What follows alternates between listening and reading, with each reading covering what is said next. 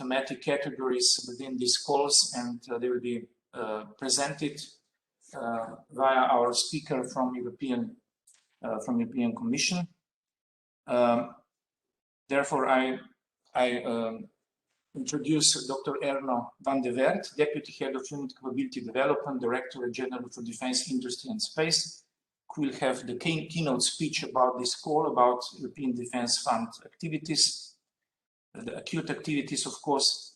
I very warmly welcome also Mr. Uroš Korošec, Director General of the Logistics Department, Directorate Ministry of Defense, and her colleague, Dr. Lisa Pograjec, which is Head of Department for Military Technology, Research and Development, also from Ministry of Defense and the Republic of Slovenia. We have in welcome speeches also placed Mr. Ante Milivoj. He's Director of Slovenian Defense Industry Cluster. I welcome you all. And of course, in the second part, we have also some Slovenian companies which had some experience regarding some calls from defense area in the past, in the history, so to say. Some were very successful, some also had some bad experience, so to say. But I think it's also worth saying something about experiences which are not so good, because in order to improve them in future, to have more luck in future, so to say. And the aim of all of us is to be more successful, more efficient regarding these calls, to be in, let's say, important partnerships which will later on be able to succeed in these calls. So we have here representatives from Vardaris, Joseph Stefan Institute, Skylab, Arctur, and Scientific Director of Thales, Dr. Marko Erman. I also warmly welcome him. And we all know that Thales is a very successful company in these calls, and this is also an opportunity to introduce some Slovenian products and some innovations to everyone, but of course including also to other speakers like Mr. Erman. So this is basically it. I will not take any more time of yours. In front of me is a booklet which presents 30 companies which produce different products for defense. In Slovenia, in most cases, in a lot of cases, these products are dual usable.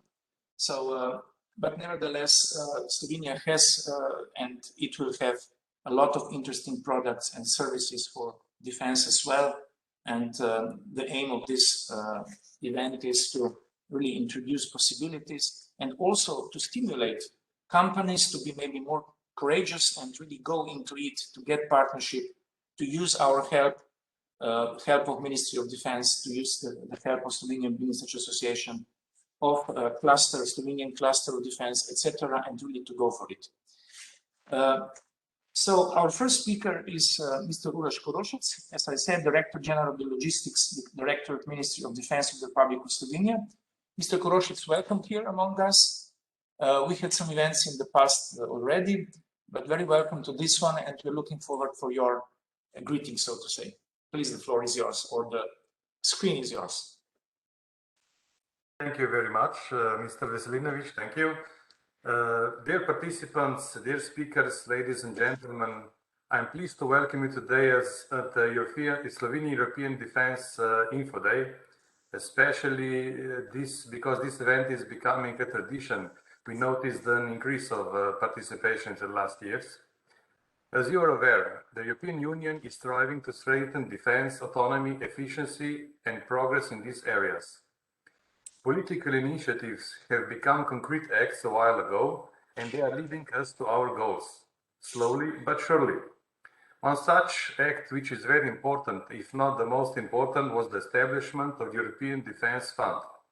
Now, for the first time in the European history, the Defense Fund for defense research and development are being provided from one source, from one joint budget.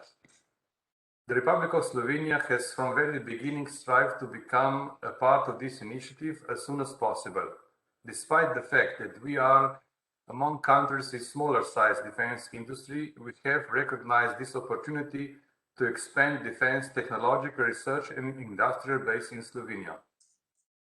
We are aware that small and medium enterprises can be driving force for development because they're able to adapt, to respond rapidly and faster than larger enterprises. So the SMEs have a special place in the defense fund. We have managed to outgrow the belief that only military-oriented companies may participate in defense projects. We continue to raise awareness of this issue, and hopefully we will be able to lead by example this year as well as we preside the Council of European Union. We believe that there is knowledge as well as ideas in Slovenia which can provide specific technologically demanding solutions. Innovation is essential as we search for these solutions.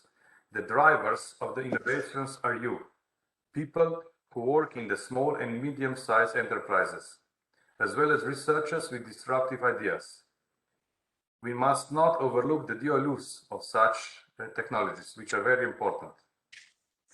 We are proud for the result of the last call, and we offer our sincere congratulations.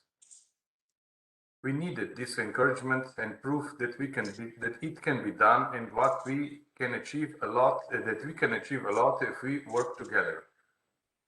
It is crucial not only to cooperate within research organization, companies, and the military of defense, but mostly to work in joint consortia where the demanding work results in a multiplier effect and opens the door for the future research and cooperation and therefore new opportunities. Allow me to thank Dr. Erno van der Wert from the European Commission EDIDP for his willingness to cooperate, assistance, and excellent cooperation.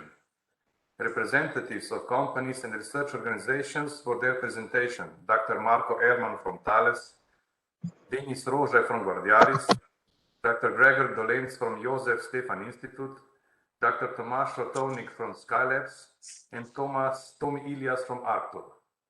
Thank you also the Slovenian Defense Industry Cluster, Mr. Ante Milevoj, and last but not least, the Slovenian Business Research Association. Thank you all for helping us organize this event. At the end, I wish you a very productive day. Mr. Koroša, thank you very much for your nice words and encouraging words, so to say. You also mentioned SMEs. It is also maybe to be said that we plan to do something on SMEs as well regarding the defense. It is good that you mentioned that. So let's work on that, and maybe we'll do something regarding that as well. Okay, I now invite Mrs. Dr. Larisa Pograjs, Head of Department for Military Technology, Research and Development, again from Ministry of Defense for the Republic of Slovenia, for her introductory words. Thank you, Dr. Veselinović. Lepo pozdravljeni. And now I will continue in English. So, dear participants, dear presenters, dear ladies and gentlemen, I'm glad that we meet once again on the occasion of this year's EDF call for financing research and development defense projects. I'm also glad that your response and participation today witness that you have recognized opportunities that could contribute to a better, more efficient defense systems for all of us. These same opportunities could, without doubt, lead to economic effects and foster development, not only in the area of defense, but also wider, especially in a field of dual-use products. I'm not going to stress the importance of EDF once more, while our director has just delineated it nicely. Our time today is meant and dedicated to you, representatives from industry and research institutions. Selection of topics for present EDF call is broad enough that enables many and broad disruptive and innovative ideas. I would like to say that we are glad that there are special incentives dedicated to SMEs in the calls.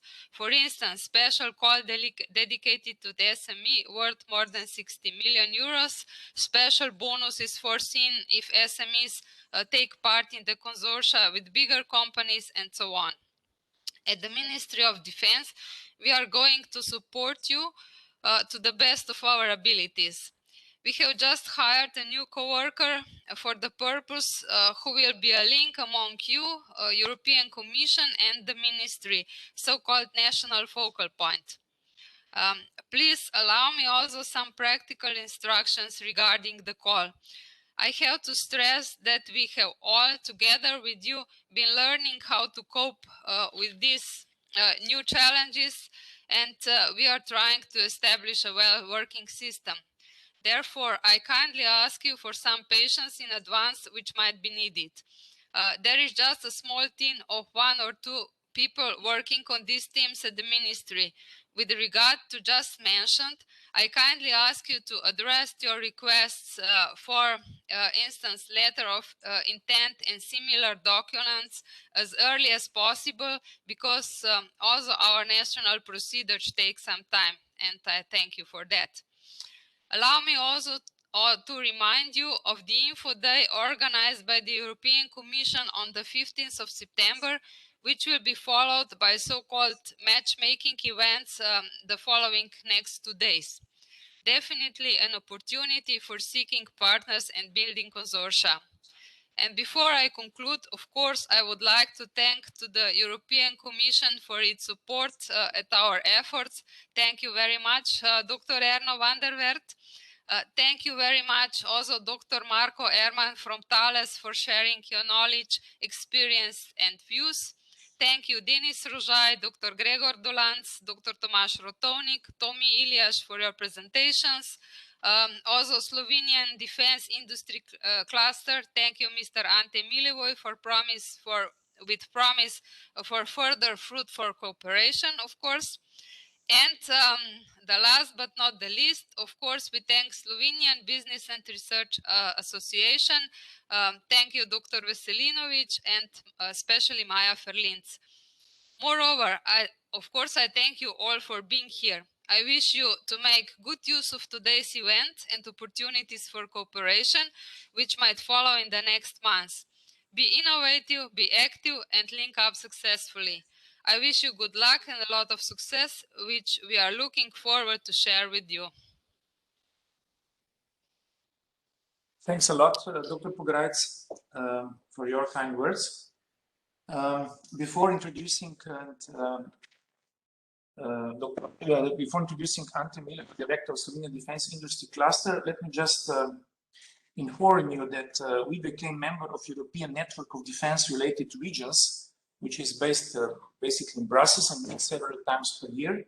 We became members in late spring. However, because of the COVID situation, we didn't have any meetings so far.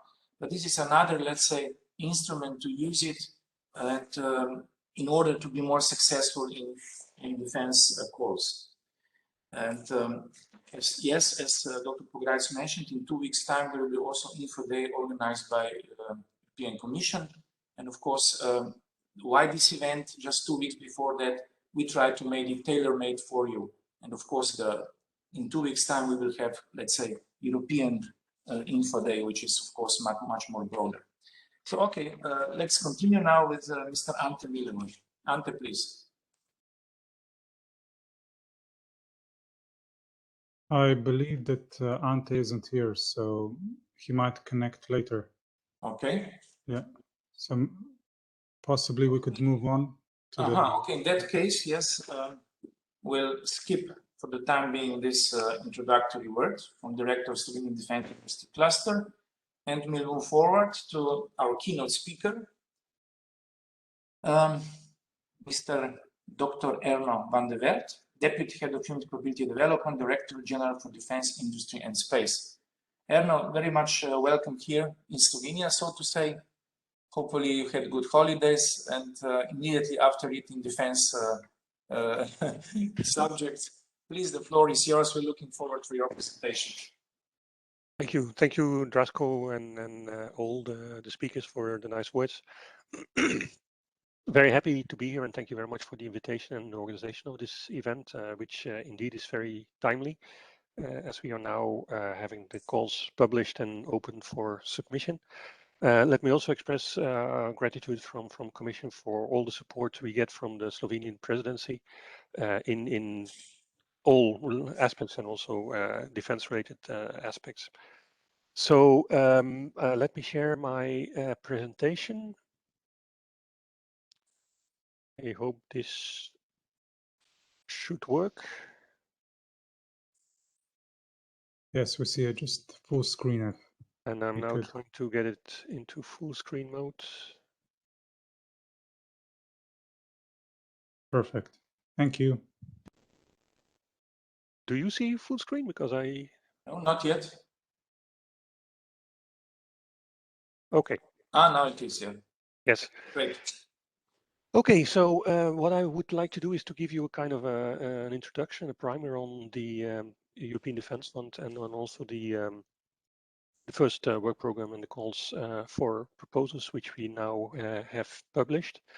So just to give you some background on the program, as you know, there are a number of challenges which are related to increased security threats, which we are finding, which are hybrid, which are delocalized, and increasingly complex. And especially on the defense R&D expenditure, there has been a decrease for a longer time span than there is in the expenditure for defense equipment. And in the new military systems and technologies, the R&D makes up a high proportion of the cost of the equipment. So, for instance, in space systems, the R&D part can make up to 60% of the price of such a system.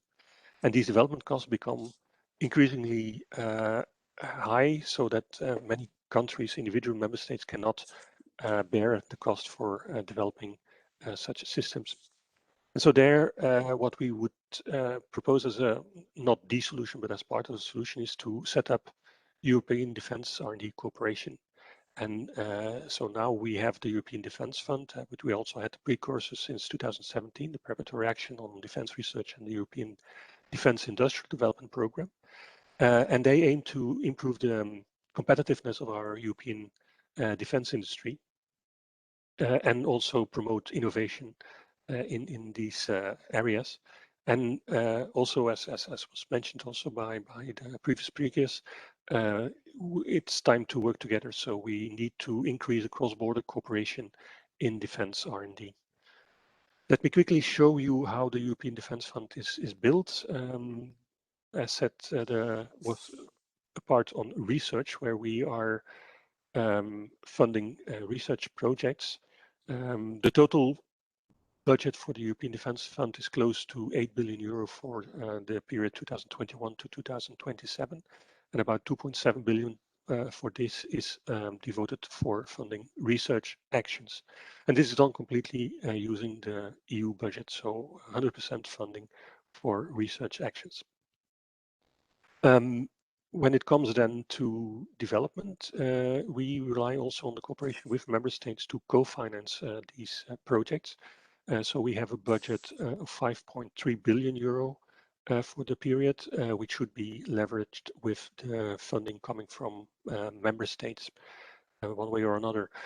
The development and the capability development then would go into acquisition, but that's an area where the European Union cannot support the member states with financial means. As said very quickly, the precursors programs, we had a preparatory action which was running for 3 years, where we have now 18 projects on collaborative research in defense context, which will run until 2023. Total budget was very modest. It was 90 million euro. And these projects, as I said, are now running. The second precursor program was focusing on defense industrial development, so the EDIDP, which had calls in 2019 and in 2020. And the total budget for the 2 years was 500 million. And as was also mentioned here, I have to say that Slovenia was quite successful. So with, I think in total 7 participation in 4 projects. And amazingly, well, not amazingly, but the fact is that all these companies are small and medium-sized enterprises. So I really think there is quite some potential for cooperation with Slovenian companies. So they have the sometimes very niche expertise, but very much wanted in a defense context. So The objectives, as already said, is to improve on the strategic autonomy by fostering the competitive and innovation of the defense industry through supporting research and development projects, and also having a kind of focus on disruptive technologies. So what we are aiming to do is to building partnerships between the defense actors across Europe, and then on a later stage hope that this will lead to joint acquisition. From an R&D point of view, of course, it's important that we are trying to close the technology gap, which is in the existing in the European defense sector as much as possible. And in a broader context, the European Defence Fund should lead to the strengthening of other security and defense initiatives in Europe, whether it comes from Commission or European institutions, or whether these are national initiatives, such as the Permanent Structured Cooperation. How does the EDF work? Maybe some of you have experience with the civil research programs like Horizon 2020 or Horizon Europe. Well, the approach is quite similar, but it's based on a totally different regulation. So you have to be aware that although you might see some similarities, these are two separated programs, each with their own identity and peculiarity, so to speak. But basically, the EDF works on publishing yearly work programs, which are prepared by the Commission in very close cooperation with the member states authorities. And this work program contains the calls for proposals. And calls for proposals are inviting consortia to prepare proposals, which are then screened against their eligibility, both from the consortium point of view as from the proposal point of view. And then these are evaluated against a number of award criteria, as they are called, as well as undergoing a ethics screening and a security assessment. So that's very short how the system works, so to speak. Let's move a little bit into what are eligible entities. So proposals can be submitted by consortia, which consist at least 3 legal entities established in 3 member states, EU member states, or associate countries. And currently the only associate country which is recognized in the context of the EDF is Norway through the European Economic Area Agreement. And as a base rule, only entities which are established in the Union and which are not controlled by third countries or companies which are established in third countries are eligible. But there are 2 important exceptions which are on this general rule. If a number of conditions which are related to the security and defense interests of both the Union and the member states are met, then entities which are established in the Union or in the associate countries can cooperate, even if they are controlled by third countries and companies. But related to these conditions, we need a guarantee then from the member states that they approve that this company can be part of a consortium and then also is eligible for receiving EU funding. If you have companies which are established outside the Union, so completely based in the United States or currently also in the United Kingdom, then you can cooperate with them under the same conditions, but such companies cannot receive EU funding. Now, let's focus a little bit on what are eligible actions. So what kinds of proposals you have to submit to be eligible under the EDF. Just maybe to tell you, I will use the word action, which is Commission slang, so to speak, for project. So action and project, that is the same. So we have 2 different types of actions under DDF. These are called research actions, which have a primary focus on research. And then I'm talking about applied research with really a focus on defense applications. So the European Defence Fund is really defense oriented. Of course, we have interest in taking up results for dual use technologies. but they should be taken in the context of a defense application. Usually these research actions are lower technology readiness levels, up to 4 to 5. And then we come into the other category, which are the development actions, which are projects which contain activities which are, of course, very much defense oriented, but then leading to new products, new technologies, in an upgrading of technologies in the development phase. So higher TRLs, and important to also mention that we cannot produce or use weapons in the context of the EDF. A special category is dealing with disruptive technologies. That's technologies where we see that the application could radically change the concepts and conducts of defense affairs. And very often there are developments which are already taking place in the civil domain, but which can be transferred into the defense and in defense context and lead to potential disruption.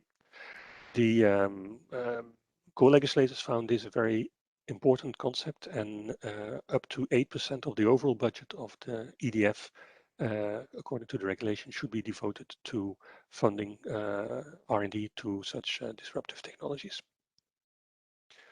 Some other points maybe to mention is that the IP, so the intellectual property, should not be subject to control from outside the EU. So that's an important point to stay or to move into this strategic autonomy. And costs of the action which are not covered, as I said, we are in a co-financing scheme. They should be covered by other means of financing, whether these are the member states or it's your own financial resources. These are possibilities which exist. For the development actions, we have also the requirements that the results which are generated should be useful for the armed forces of the member states. And so when you're talking about design, we really want to see that there are requirements issued by jointly by member states to at least 2 member states or associated countries, which say, okay, this is something which we need in the context of our defense capabilities. And then even if you go to prototyping, then also common technical specifications should be provided with your proposal. And also, and that's quite a strict thing, is that at least 2 member states or associated countries should show their intention to procure in a later phase the final product or use basically the technology in a coordinated way. So how does a project or proposal looks like under the EDF? As I said, there are 2 types of proposals. You have the research actions and development actions, and such a proposal can be composed of a number of different activities. Yeah. So we have activities on applied research, so creating the knowledge, which can then be used in a second stage to integrate knowledge, so bringing the results together of the first part. This can lead to studies, design, to prototyping, to testing, to further qualification and certification, and then to technologies to improve or extend the life cycle of military products and technologies. In the table, what you see is which activities are eligible for research actions and which are eligible for development actions, and also the basic EU funding rate. So as you see, for research, you can go in a proposal up to design activities, which are for all the types of activities eligible under research, eligible for receiving 100% of EU funding. The applied research is not eligible to be funded under a development project, but from the integration of the results all the way up to the life cycle technologies, you can have these activities in a development action with different percentages of EU funding. So for instance, for prototyping, the standard funding rate is 20% coming from the EU budget, meaning that 80% of that activity should come from other sources, while studies can be funded up to 90%. So it is important to note that what you will find in the call text is saying, okay, this is a call for research actions, this is a call for development action, and your proposal should cover at least, for instance, design. So there should be work packages there which are dealing with design. But the call can say also, yeah, you can go for prototyping and for testing. So that means that your budget, it's rather complicated in the sense that your activities have different funding rates. And then, of course, the overall budget of the EU budget that you request is the sum of all these different budgets for the different activities. These are the direct costs, so the costs which are directly related to expenses you make in the context of your project. But as in also the civil research programs, we have the possibility, or we provide indirect cost, where the basic scheme is 25% flat rate, but you can also opt for actual indirect cost according to your national accounting practices. As I said, the funding rates are the basic funding rates, but bonuses are available. And bonuses are available is in certain cases. For instance, if you can prove that your proposal is contributing in the context of a permanent structured cooperation project. If your consortium, for instance, is including cross-border small or medium-sized enterprises, or if medium-sized companies, mid-caps, are participating. So these are a number of bonuses which increase the EU funding rate of your proposal. Some specific requirements, as said, apply for development actions, which can talk about studies, design, prototyping, testing, qualification, and life cycle technologies. For these activities, the funding rate is always less than 100%, and you should provide with your proposal evidence that the missing part of the funding is co-financed by a letter of comfort or a guarantee, by a letter from your national authorities that they will take up part of or the remaining part of the bill, so to speak. When it comes to design, as said, there should be evidence of harmonized requirements on the capabilities to which these solutions provided in your project or proposal will contribute. And then when it comes to prototyping up to to life cycle technologies, there we really want to be sure that what we fund under DDF will be useful for the member states and for the armed forces. And so we need evidence from member states or associated countries that they will be jointly procurement or use in a coordinated way afterwards from the result generated in the projects. So the proposals which are then submitted are evaluated against award criteria. In the civil research programs, this is quite simple. There are 3 award criteria: excellence, impact, and quality of the implementation. Here we have for the research actions 6 award criteria, and for the development actions 2 additional ones. So research proposals are evaluated, or proposals for research actions are evaluated against their excellence, their quality of their innovation, how they contribute to the competitiveness and the cost efficiency, how they contribute to making the EU industrially more autonomous, and how they promote the intake of new cross-border cooperation, for instance, by including small and medium-sized companies or mid-caps And then, of course, the quality and the efficiency of the action is also, and the implementation of the action is also evaluated. The proposals which are submitted to calls for development actions are also evaluated against the need for member states to jointly use and own and maintain the proposed solutions, and also the impact the proposed solutions would have on the life cycle of the products or technologies.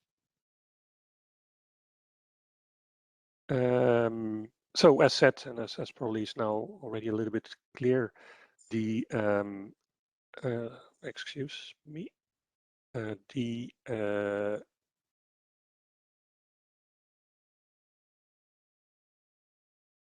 sorry, I'm a little bit problems now with my, okay, yes, good. And up again. Sorry for this.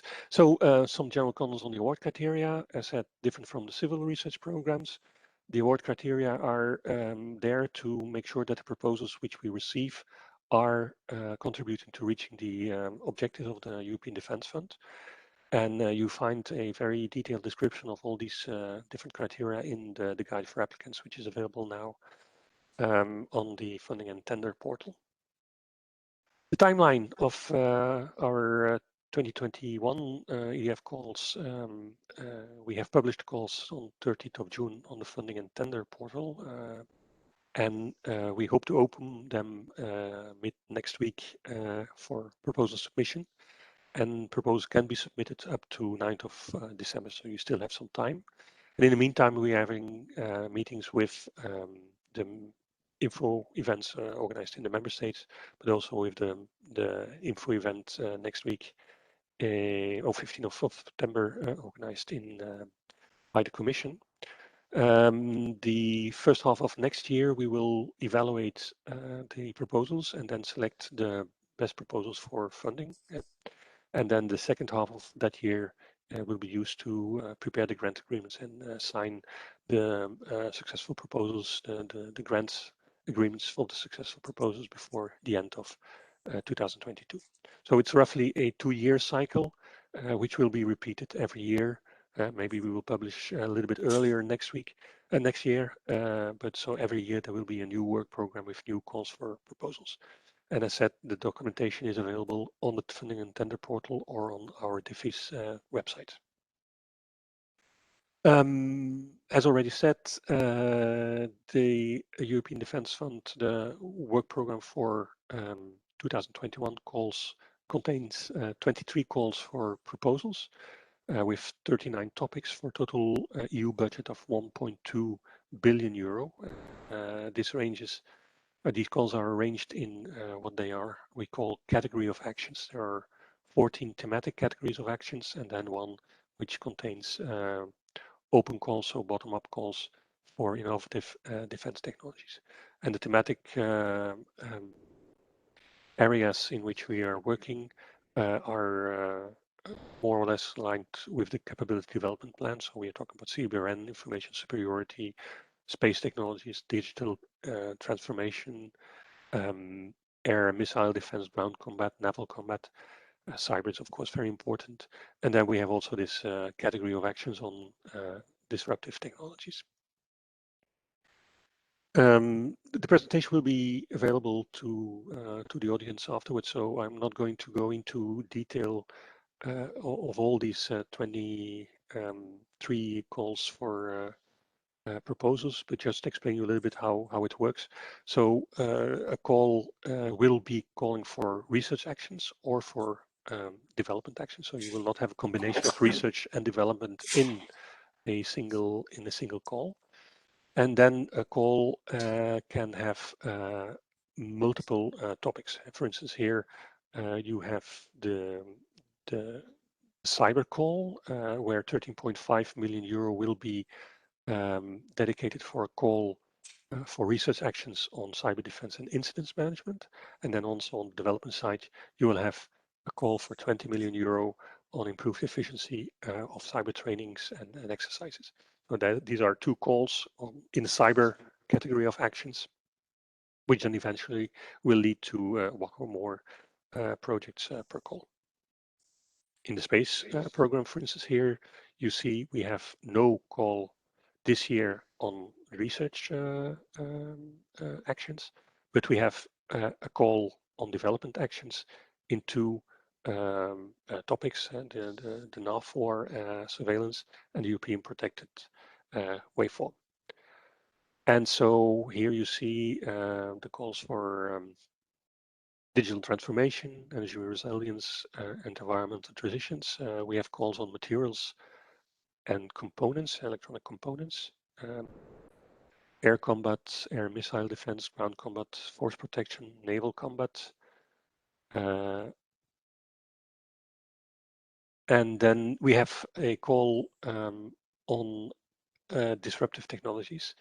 So there's a call which is thematic, which has 4 call topics on quantum technologies, on non-line of sight optical sensors, on over the horizon radar application, and on additive manufacturing. And for this call, there's 60 million euro available, where we expect that proposals would request an EU budget of about 4 million euro per action. So this is the thematic calls. Under the research category of actions on open calls, there is also 10 million foreseen to fund disruptive technologies which can address any military challenge with a disruptive solution. And then there's the 2 calls for dedicated for SMEs, to which I will come back in a second. So indeed, as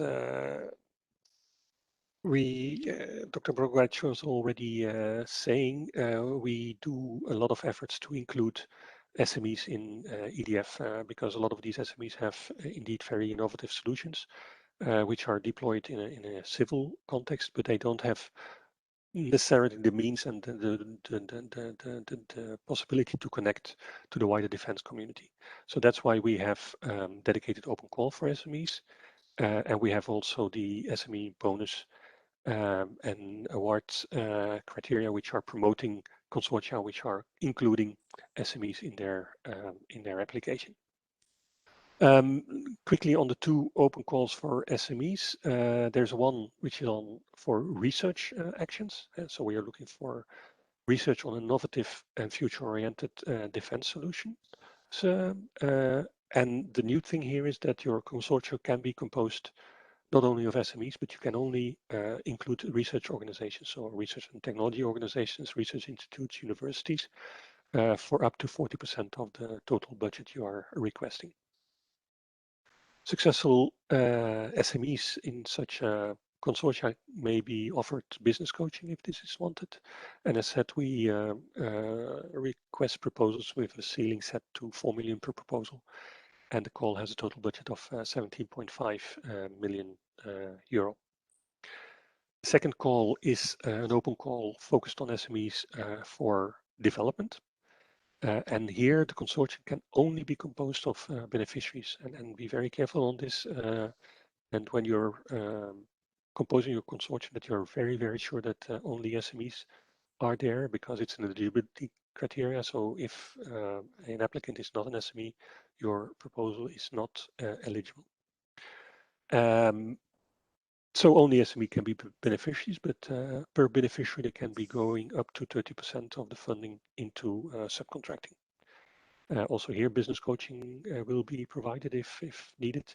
The ceiling is also 4 million per proposal, and total contribution as assigned to the call is 36 million euro. But as said, to connect SMEs better, we have also, or we are also investing in outreach activities. As already was said, we have been inviting the member states to assign national focal points to work on the distribution of information to your local stakeholders. And so that's national network, which is under development. We have the info days, we have the national info days like the one today. We also participate in exhibitions and try to disseminate the information more directly to the stakeholders. And then there are two bigger networks which were also already mentioned. The first one is pretty well known. It's the Enterprise Europe network, where there is a sector group on aeronautics, space and defense. And there we provide information sessions. We provide also materials to the Europe Enterprise Network, which diffuse them further to the defense community. We're very happy to hear that you joined the European Network of Defense-related regions, which is trying to bring closer together regional organizations to exchange good practices. And up to now, this was mainly into integrating dual use in regional development strategies, but also to support defense-related SMEs in the context of, for instance, the EDF. They inform regional organizations to provide information and guidance to SMEs. There are in Europe a number of clusters which are very regional and which are working together under certain technology areas. And so the ENDR is also trying to promote this. So now there are, I haven't seen Slovenia on the map, so I think there are now 36 organizations from 18 member states. I have to check with the people to update this slide. Erno, we became member in late spring. Yes, but yeah, okay. But it's, on the map, it looks like Brussels, you know, it's Slovenian, but Brussels, because we are based in Brussels. Okay, yeah. Good. But so in fall of this year, there will be 4 events organized. There's one in France on drones and counter drones for defense. There's one on materials. One on materials in Sweden, Gothenburg. In Poland, there will be an event focusing on the skills needed for aerospace and defense industry. And then the last one for this year, as far as I know, is in close to mid of November in Copenhagen on Soldier of the Future. And so these conferences or workshops, they bring together companies and specialists, but also bigger organizations which are working on these technologies, and to see whether there can be networking and brokerage to also form consortia that can apply for EDF funding or other sources of funding. This is about submission. Submission this year is electronically for the first time, so no more paper submission. As said, you find the submission tools, not yet, but hopefully from 9th of September. But all the forms and the documents are already there on the funding and tender portal. We also have them available on our DFIS websites, and more guides will become available in the coming weeks. A proposal consists of 3 parts. We have an online administrative part, which you probably will recognize if you have been submitting proposals for Horizon 2020. But then we ask in 2 separate documents more information. So you have supplementary information, which is EDF specific, which is currently in a separate file. And then the well-known description of your proposal, the part B, is also in a separate file, which then, if you submit your proposal, they all have to be included in the package. Also, quite a number of annexes are required. This is about budget. This is about declaration of honors. This is about where the IPR on the background information is located. Some information, statistical information, is requested on your industrial activities. More declarations, your assessment of your operational capacity, and then there is a special form to for midcaps to supply information on your self-assessment. So very important for you to check are the conditions of the call. So the call text, the admissibility and eligibility conditions. What is requested, so this is indicated in the call text, what's the action, research action or development action you're enrolling to, what are the requested activities, what activities are possible to be covered in your proposal. And then, of course, this would lead to a quite complicated calculation of your funding rate. But this year also we have provided kind of a automated script in the budget table to make this much more easy than it used to be before. The guide for applicants, it's a tough document, but it's very important for you to really carefully read it. We have a guidance also on how to complete the self-assessment of your ethics, the ethics review of your proposal. And then we have the security instructions related to the program. So indeed, that's a bit new for compared to the EDIDP, so the precursor development program. Of course, now, and then this is also because we are covering research under the EDF, we have to be sure that applicants are submitting proposals which are ethics compliant. Yeah. And so to do this, we have included in the submission form a ethics self-assessment table. And again, if you're familiar with Horizon, you will see a lot of similarities. And it's important to carefully complete this self-assessment. And then, as I said, we have guidance for doing this. But be aware that just completing the table and flagging some issues is not enough. If you flag ethics issues, then of course you also have to, in your description of your proposal, describe which risk mitigation processes you are considering or that you are in possession of all the necessary permissions and certificates to perform the research which you or development which you propose in your proposal. Security, every project which will receive funding is subjected to a security scrutiny. And as a result, there is a security framework which is established.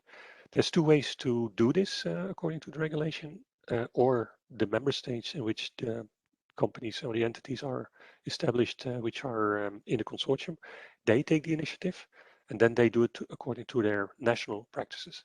And the result will be a security aspect letter, which will be an integral part of your grant agreement and which contains project security instructions, security classification guide, and the security scrutiny of the deliverables in your project. And this is then describing how to protect and handle classified information. So that's the one scheme. That's member states taking the initiative. The second possibility is if the security framework is not set up by the member states, then the Commission takes up the responsibility, and it does it according to the Commission decision on security rules for protecting EU classified information. So then you are falling under what is known in Brussels as Decision 2015-444 when it comes to security instructions, classification guides, and scrutiny.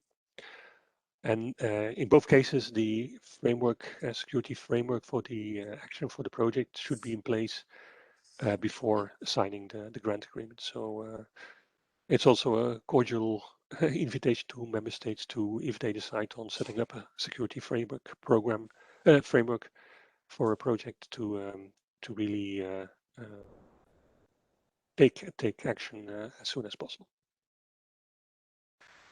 We badly need good experts, so it's not easy to find experts in defense matters.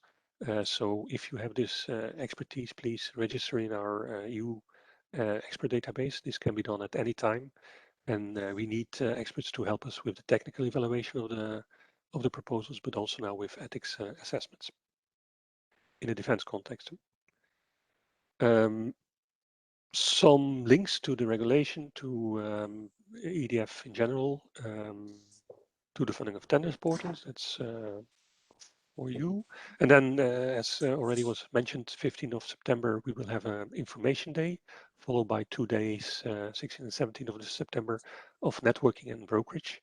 You can still register up to 8th of September, and it's a completely virtual event, so it's online. which means that I guess the threshold for participation should be quite low, and I think you can have fruitful interactions there with other stakeholders in view of the submission or potential submission of proposals. So let me stop here and wish you all luck. If you would have any questions, happy to try to answer them. Thank you, Erno, a lot. This is very informative, really. If there is any question, please, I already asked you via chat, so you can put questions via chat, of course. Maybe this is the first choice how to do it, but if you insist, you can also ask question in live version, so to say. Are there any questions?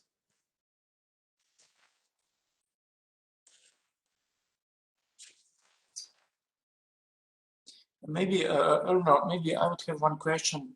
You also mentioned ethics self-evaluation, self-assessment, right? Yes.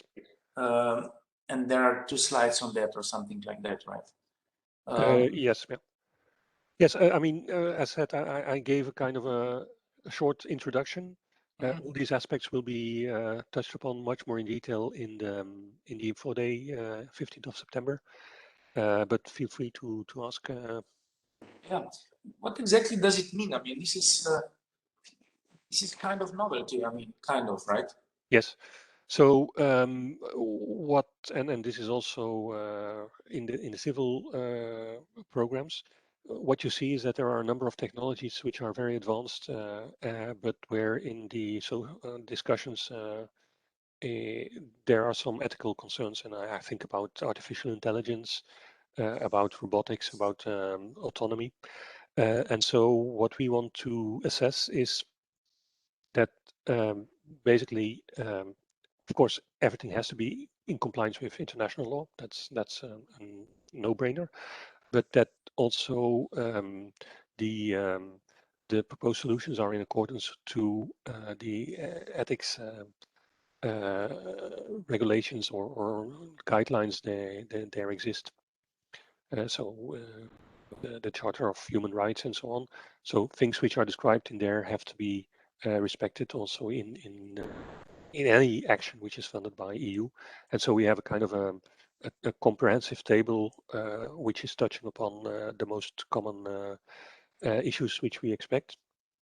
And based on that self-assessment, our ethics experts will see whether it's necessary to further check your proposal in more depth, and if needed, to have also recommendations which you as a consortium have to be aware of and take up into your proposal, so that when you're running your project, that you are aware that you have to be very careful for this aspect or that aspect, which can have ethics implications.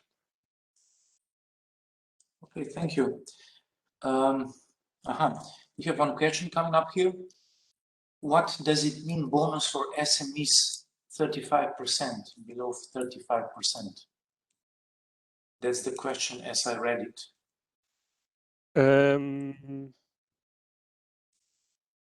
So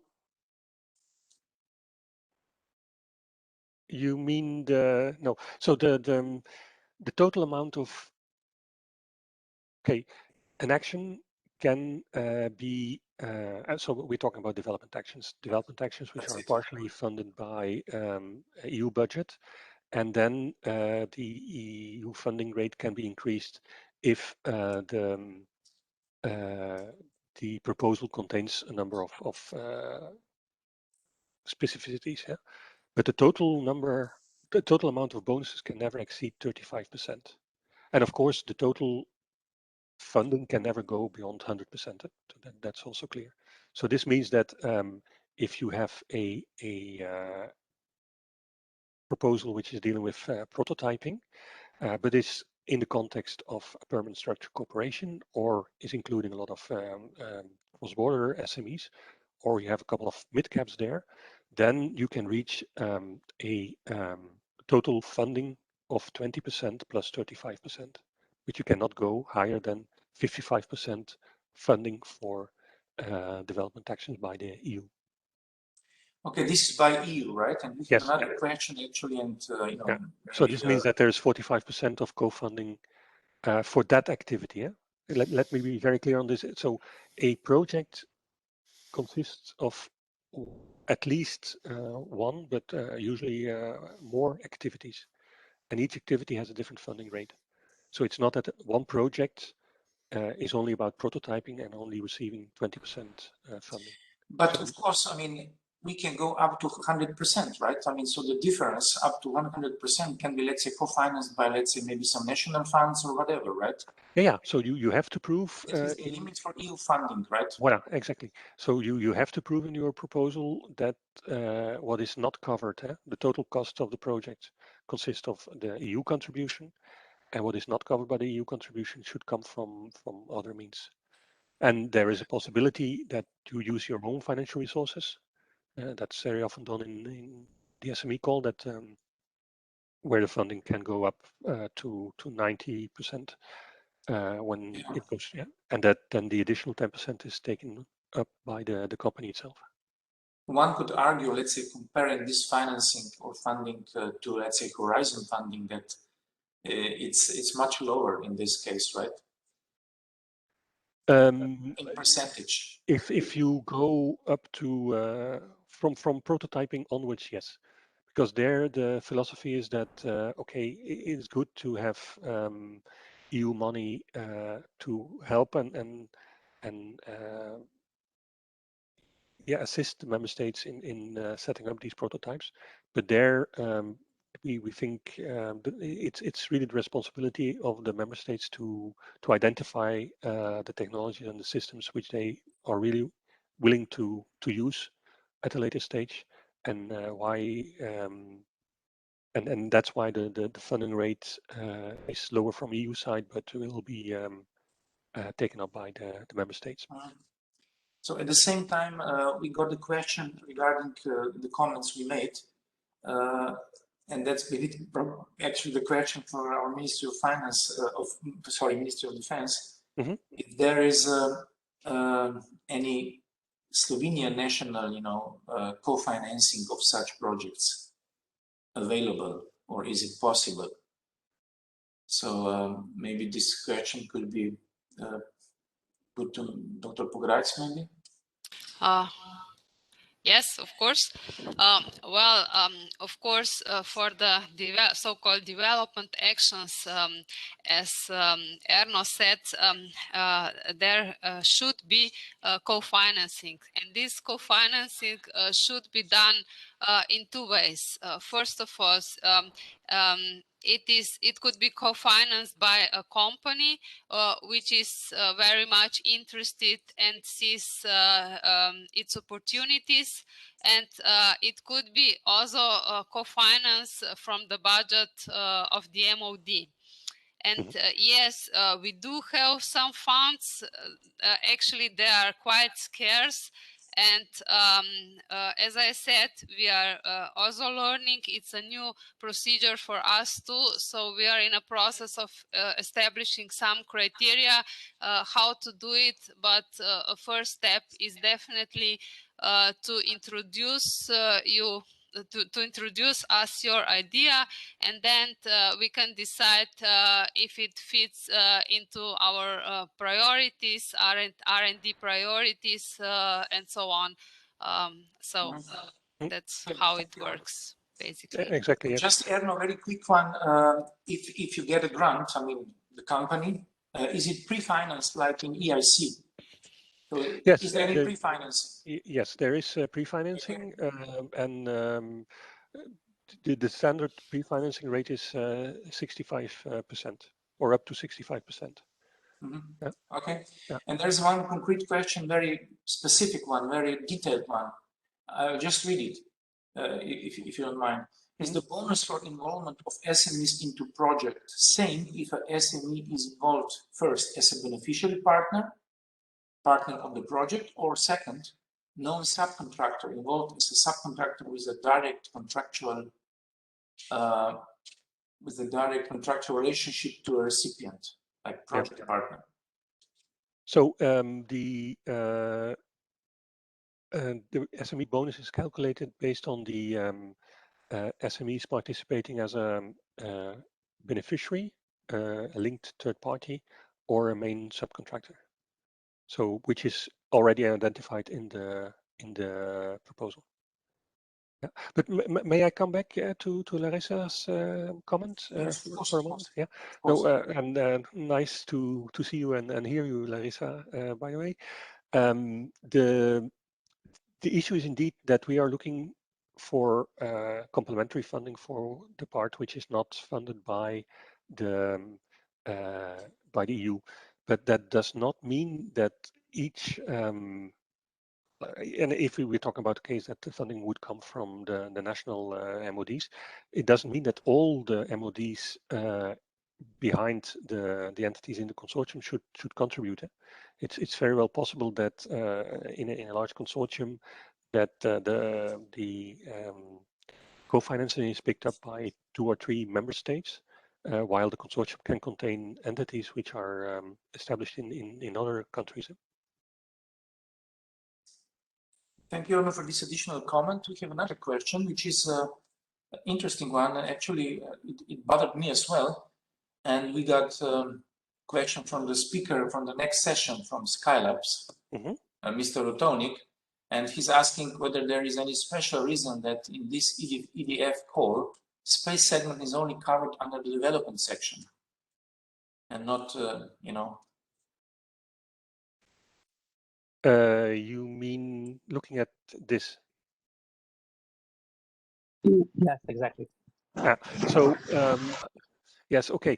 1.2 billion is a lot of money, but as you see, we have also a lot of different categories of actions, and basically most of the time last year was devoted in discussing with the member states on where they want to see their priorities. And so what you see here in these tables is a result of these discussions, where it was agreed that in 2021, and this is very important, that in 2021 there would be no funding be available for research actions in the space category, and only for the 2 topics you see in the development category. But of course, next year's the wide gaps can occur in other parts of this table. So it's very well possible that in the discussions which will start now in the coming weeks with the member states to prepare for the 2022 work program, there will be a topic or a call for space research. And it should also be clear that space research is funded under the civil program. So we have to be very careful that we are not duplicating funding, because as you know, space is very dual use. So we are in very close contact with our friends from the space program to see where they put their money in the civil research. And then if needed, we can add on the defense parts of such research in the coming years. So, but it's not forgotten for sure. Okay. Actually, we exhausted the questions. I mean, we don't have any more questions. I think all were good. I can say that. I mean, quite precise, but very to the point. So therefore, I mean, we're also on time, which is quite rare at the conferences, isn't it? So Erno, I thank you really a lot for your presentation, for your valuable, you know, answers also on the questions. And if your time permits, we would appreciate if you could stay a little bit longer to get known our companies, which are the most active in defense sector, so to say. And probably Slovenian companies are not so worldwide known. I mean, we are a small country, but still we have some excellent products. And here are some, let's say, examples of them and what they can do. So if we were in a live environment, we'll probably all sit together now on the podium, and each of you, the gentlemen at this panel, we would sit on this podium. We would have some cross presentations, cross questioning, cross answering, and it will be quite lively. Since we are in digital forum, it is meant that each of you has a short presentation, and then at the end we will do what I explained. So we will do some questioning and maybe we can trigger some discussion. It is also meant to present your company very briefly, but then also maybe share some experiences you have, bad and or good ones, with the trying to obtain some EU funding for your products.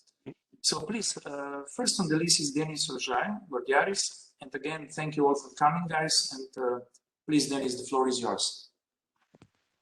Hello, can you hear me? Audio works? Yep. Okay, cool. I will share my screen. Since I have 6 minutes based on my calculation on the schedule, I will try to be as brief and as fast as possible. So as you said, Rashko, thank you for the words. First, I will introduce Gordiaris briefly. And basically, Gordiaris is all about training and simulation. This is also why our slogan is train the brain. But it's not just, let's say, common training and simulation. We are looking into an innovative approach and a different approach of training and the simulation, and with focus on the after action review, which is more into the direction of manipulating data and looking for other ways of disseminating the gathered data about trainee to enhance and improve the training cycle. Here are a couple of our products. Just briefly, we are training mostly, we do products from military training and simulation, but we also have products in the civilian market. That being a car driving simulator, which we do with DARS, which is Freeway Authority of Slovenia. And our products basically range from training of small arms training up to the drivers, gunners, and also the air crew trainers. Since this is not the focus of this presentation, I invite you all to visit our website or contact me directly if you have any other information if you'd like to get. So now about how to participate in this kind of calls, how to be member of the consortia, or even how to be the lead of the consortia. So there are a couple of key points I would like to point out. Is that there are external key points of each company are that you have to have a wide range of products. So if you're specialized in one particular product, I'm not talking about the segment of the market, I'm talking about the product, then of course the chances that you would be of an interest to a bigger consortia are much smaller. So even in that case, there's a chances that you will be invited to a call are of course smaller. Then the other point is that worldwide presence, having a worldwide customers is also important because of a simple reason that if you have products that their customers interested in, of course, then there is something you're doing good. And this also brings then also the point of the market recognition. If you're doing something good, if the products are good, you also have the market recognition with it. And then the internal key points, which I would like to express, are basically like there it was discussed on this conference already. You know, Slovenia is small and companies are generally small, and we are mainly SMEs. And what makes the SME different from big companies is the innovation. So you have to be innovative. You have to have your own proprietary technology, which then you can bring to the table to other projects. And of course, with this, then it comes also the patented solutions. You know, if you have something good, have it patented, have it secured, take care of your know-how. I made a timeline of our participation in the past 4 years, for example, on different projects in different aspects. The key message here is that you need to be out there. You need to go out of Slovenia, you need to go out on the market, and you need to participate on different kind of projects. So in 2018, for example, we were part of NATO Modeling and Simulation Group 156, where we participated with our driving simulator for one particular project as a military driving sim. In 2009, we started in participation of CBRN and SAS, which then turned out that we were not part of the project on the long run. But the point, what I'm trying to say is that you need to go there, you need to start, you need to present yourself, you need to show your technology, you need to show your expertise, and this will generate more leads, this will generate more invitations. For example, in the end of 2019, we were invited in one really big consortia with Rheinmetall, Naval, Airbus, and all Thales, and so on and so forth, because our innovativeness was recognized, and we were invited to be a part of this project, which unfortunately was not awarded. But as you can see here, some logos of some companies are repeating. So the message here is that building the social network, building the market presence is the key. The same goes with the TACA project, which we also were invited and we participated. As you can see also here, some companies are repeating. So this is fairly small industry if you focus on the military industry as such in Europe, and the companies that are around are known, and you need to be known and you get to know people. And basically in mid of 2020, on all the past experience and all the past actions, we decided to make a SME call by our own. We had the idea, which we believed is a quite innovative idea, which we believe that EU would find it interesting, and as an idea that would enhance and make better training. And we created a consortia and went for the call, and we got it. So it was not one-off. As you can see, there were many tries, quite unsuccessful, but it was the lessons learned that we implemented in the FIST call. And basically, I think this is also one of the key points that made us successful on this particular call. And the other message that I would like to convey is that you need to be a valuable partner. You need to be a valuable partner in any consortia. It's not just about giving your name and to be blunt and direct, you know, to expect to get some funding just to sign some papers. It doesn't work like that. You know, you need to bring something to the table. So as I started, if I go back where I started, if you're innovative, if you have your own know-how, then you also can be a valuable partner on the project. A couple of words about the FIST. So basically, it was just in the brackets, a highly innovative approach to existing ways of training. So we said, okay, let's try to put tactical training, which needs to be done outdoor, so in the terrain, and this means also it's quite expensive, it's quite costly. Let's put it indoor. Let's put it in a room or bigger room where different units, different types of units can train at the same time in the virtual environment. And this is what was recognized as an excellence, as an innovation by the evaluators on the EDIDP call. And I think this is also one of the key points why this project was selected. I think I was on time, Draško.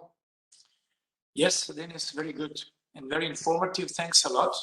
Mr. Rajai, thank you, Denis. Thank you. You stay with us, and we have, as I said, at the end, some discussion, or maybe we had some questions also. So let's move forward. I'm calling for Dr. Gregor Dolans from Joseph Stefan Institute. Hello, let me just share my screen, just a moment. Yes, we can hear you. That's first good sign. That's good.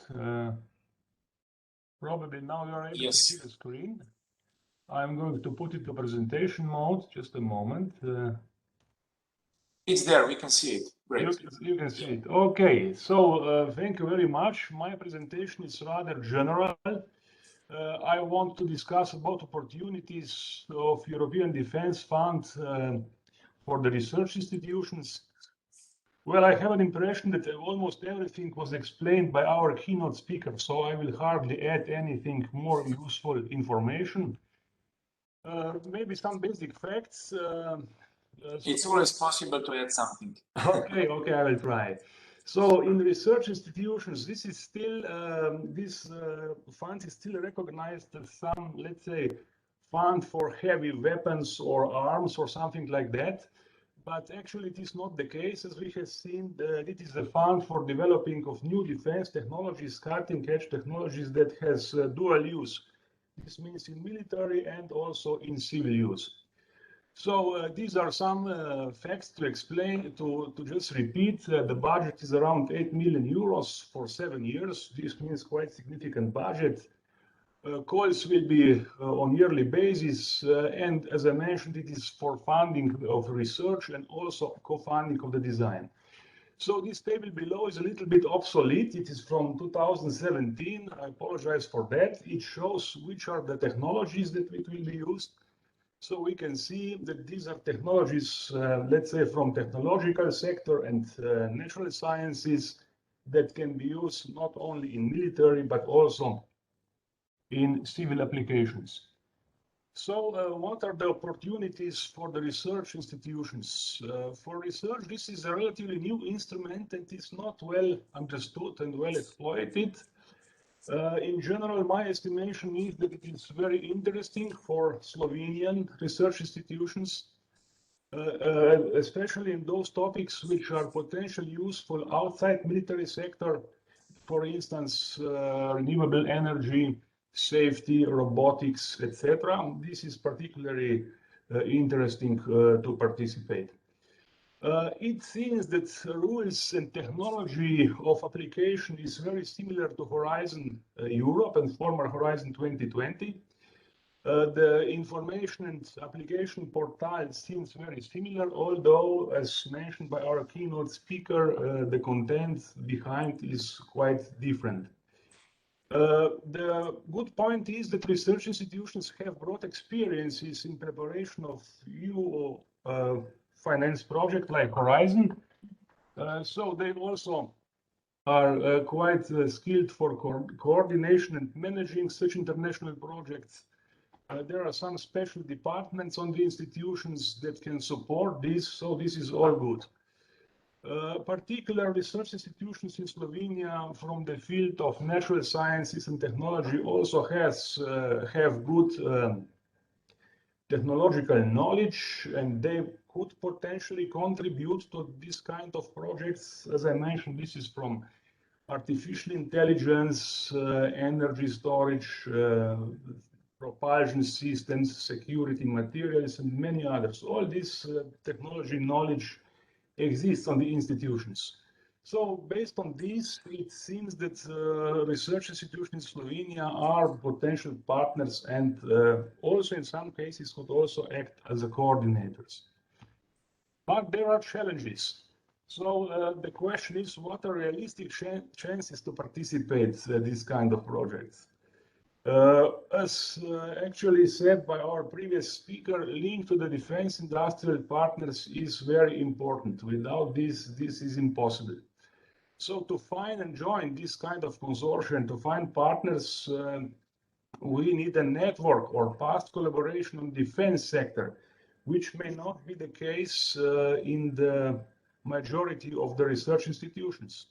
This takes quite a lot of time and investments to build such network and partnerships in any new field, including the defense. So we believe that countries with large defense industries like France, Germany, these are the ones that will take leading role in preparing and coordination of the projects. So the link with companies and institutions within these countries is very important. So without this, participation will not be possible. networking events and brokerage events, they may help, may be useful, but these events are mostly, let's say, participated by those who search for partners and technology providers and less with potential coordinators. At least we learned that from EU experiences.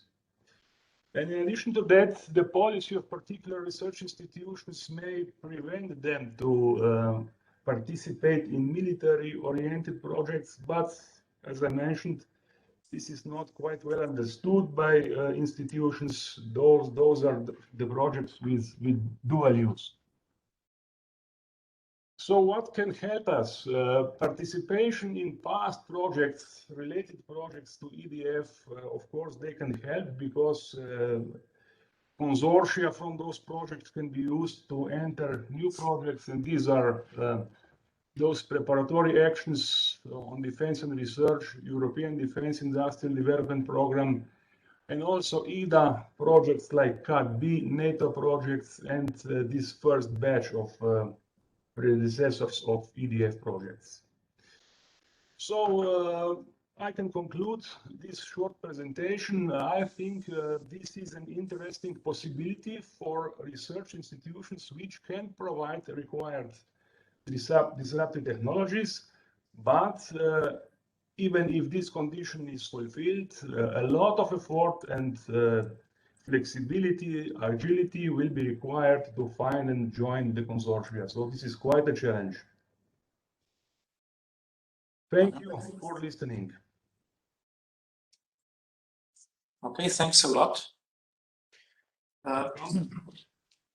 But your message is that Joseph Stefan Institute is prepared to be part of any consortia, right? And it's keen to not only be such an older institute, really well known and so on. So you're, of course, able and willing to participate, right? We are not only prepared, we will also take certain actions to approach the consortia. We have also participated in some other defense-oriented projects outside the EDF in the past.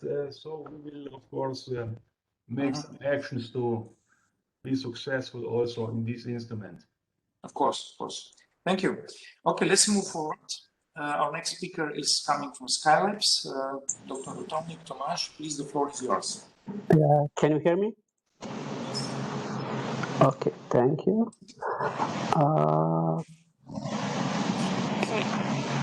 Noise there? Can you see the full screen? Yes, it's okay. It's okay? Okay, perfect. First, I would like to thank you. There's some voice behind. Oh, it's voice behind, sorry. Disruptive voice, really. Is it better now? It's better now, yes. It is better, okay. Okay, first I would like to thank you, Draško and Larisa, for this invitation. And as already heard by two previous presentations, I totally agree with my previous colleagues.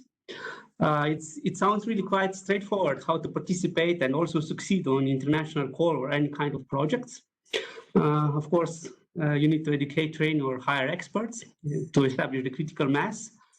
Therefore, create innovations. So you open this opportunity, which at the end comes to these key technologies that your company can provide. First, it needs, of course, to be developed. In one side, of course, on the other side, you need to find also the niche areas and also to establish the demands and fill the gaps. And therefore, you can see that you can have a closed loop, and that's it, of course.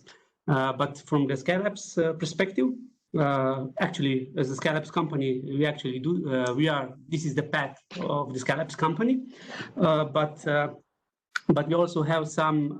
Let's say we didn't succeed to every call that we apply, as probably other partners also. And for each unsuccessful call, we learn something new. What the evaluators was missing in proposal itself. But I will continue with a short Skylabs presentation, and I will come back to this topic a little bit later. So as a Skylabs company, we are at the moment still an aerospace-oriented company. We really developed different key technologies in the past. And now, as you can see on the right side, we can really covering different, let's say, areas of engineering, from semiconductor level to the development of radiation tolerant software as spacecraft equipment, and also at the end also let's say to offer also a turnkey solution as a spacecraft platform itself. During the past years, Skylab's grow a little bit. We have increased 80% per year. Currently, we employ more than 20 people. We already have 2 different premises. So we moved the headquarters to increase the space. We have the laboratory. We established also different laboratories. The reason is to have the complete development chain covered by our company. Only in that way we can at the end offer, that's also the really cost-effective solution in space segment. Not just the one subsystem itself, but the complete platform itself. At the moment, we are really investing a lot in this infrastructure. We will soon have 2 new ground stations in the Maribor urban area, and also the clean room, bigger clean room, so to cover also, let's say, bigger projects in the future. What concerns the Skylab's portfolio, so as I already mentioned, we developed different key technologies in the past, and those were then the key driver that Skylab somehow find those niche markets where can participate today. And today, what you can also see some pictures on the right, you can see that in our portfolio we have the complete subsystems applicable for harsh environments. They are applicable for space and also for defense environment, let's say.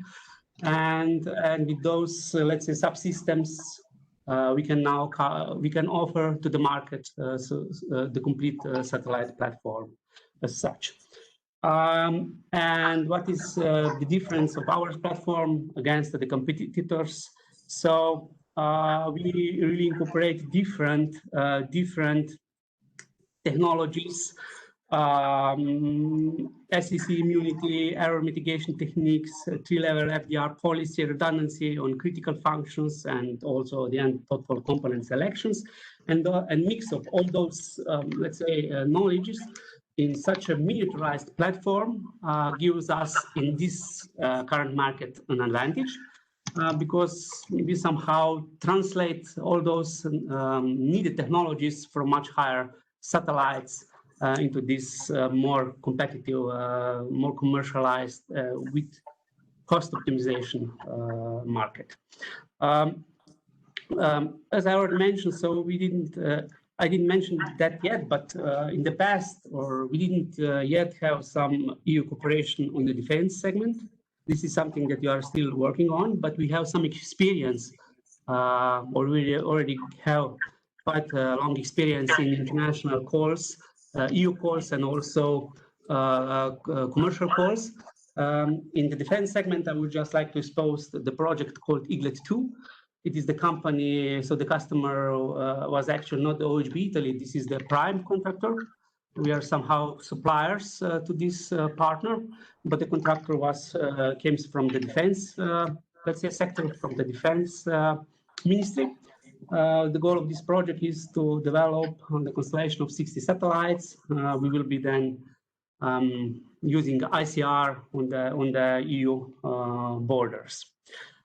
What concerns the EU projects, let's say, perhaps I exposed another one. It's called the Hermes, where the Skylabs will provide the platform for this constellation of the satellites.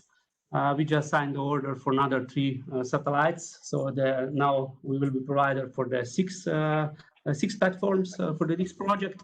The goal is more or less scientific, and we are not so involved in the scientific part, but more on this development supplier part of this project. Perhaps I would take a minute or 2 to also expose the fact that this year also EDA consolidate and also established the working group concerning the space technologies.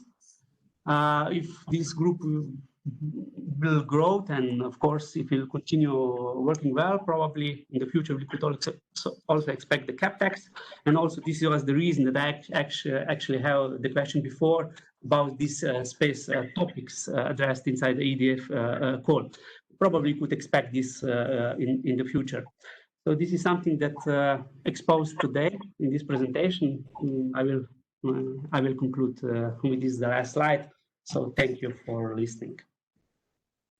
Tomasz, thank you very much. Really, very informative. Nano-informative, I could say, right? Like you put it, nanosky and so on, right? Okay, let's move forward. Let's leave some time for discussion later on. Our next speaker comes from Arctur, and here is Mr. Tomi Ilias. Hi, everyone. Thank you, first of all, for inviting me. Thank you to SBRA and all the participants here to listen to me. So I will share the screen. Here we are. Do you see my screen? Yes. Great. So we are almost 30 years old startup, not in the sense of the organization or financing, but in the sense of the energy we put into the new innovations. So we are, as you see, we are a member of Slovenian Defense Industry Cluster, which is very, very helpful if you are thinking to come into the defense R&D projects. I think this is quite necessary. What we do in the defense is basically there are two sectors. One is connected with high performance computing, artificial intelligence, and big data, etc. You know that we have one of the largest private HPC infrastructure in this part of the Europe, and we are getting more and more involved in many AI related projects. The second one, it's iSense Gamma 4. It's handheld, the only handheld device locator of gamma rays in the world still. And this is dual use. We use it for civil use and military use. And of course, these are two main sectors. As you see, we are very, let's say, experienced in the field of R&D projects, because all the company is R&D oriented. So we are kind of private R&D institution, to say. So the very important is the last project. So it's artificial intelligence for defense. It's still no, it's not starting yet, but it was approved recently, and this is where this is our first large R&D projects in the defense field. And I can share some experience with you. So it's a bit different with Horizon projects, of course. To get into it's much more restricted. The circle of trust, it's much smaller than in other projects, of course. Maybe you have a microphone on. Yeah, thank you. So somebody's typing, please, if you can. Okay. So first of all, I have to thank our Slovenian Defense Industry Cluster, and we had an excellent, but truly excellent Can you please mute yourself, everyone who's not speaking? We had a truly excellent cooperation with our Ministry of Defense. They were very, very supportive on every phase of our application and preparation of the project, and the response times were really, really fast. So it was a really, really magnificent experience. Okay. So we are working on other defense projects, and we are, we have many ideas from drones with our locator and all sorts of other projects. So we will definitely jump into the new projects in the very short time, in next months or years. And I would encourage all the Slovenian partners to do so as well, because once you enter in this zone and you do all the security clearances, etc., it's very interesting, and you are cooperating with a very powerful corporations all over Europe. Thank you. That's all. Ilyas, thanks a lot. With all your plans, you might need our help as well, from Brussels directly. And now also being members of ENDR. But okay, let's keep some discussion for afterwards, as I said already many times.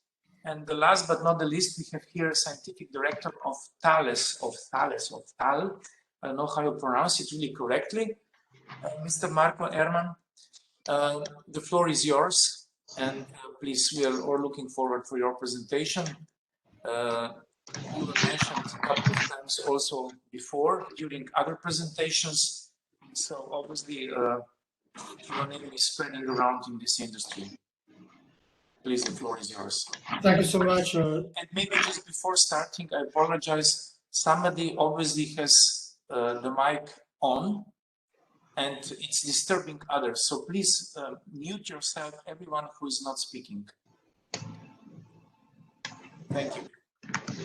Okay, thank you, Dr. Veselinovic. Do you hear me? Yes, yes. Okay, so yes, indeed, I did listen with great interest the presentation of Denis, Gregor, Tomasz, and Tomi. So it was enlightening. Thank you so much. Let's try to share the screen.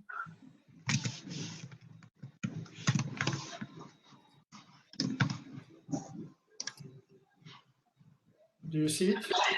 Yes, very good. But we still hear the voices which are disturbing. So please, again, mute yourself if you're not speaker. Okay. Okay, so you see the presentation well enough, right? Because I think yesterday the full screen didn't work correctly. So maybe I leave it here not to be slide. So what I would like to share with you, I think about 12 minutes, Draško, if I'm correct, what I would like to share with you is give you a kind of helicopter view of what Thales is doing. Eventually could raise interest from some participants to contact me. And then, of course, share a little bit our views and experience on the EDF.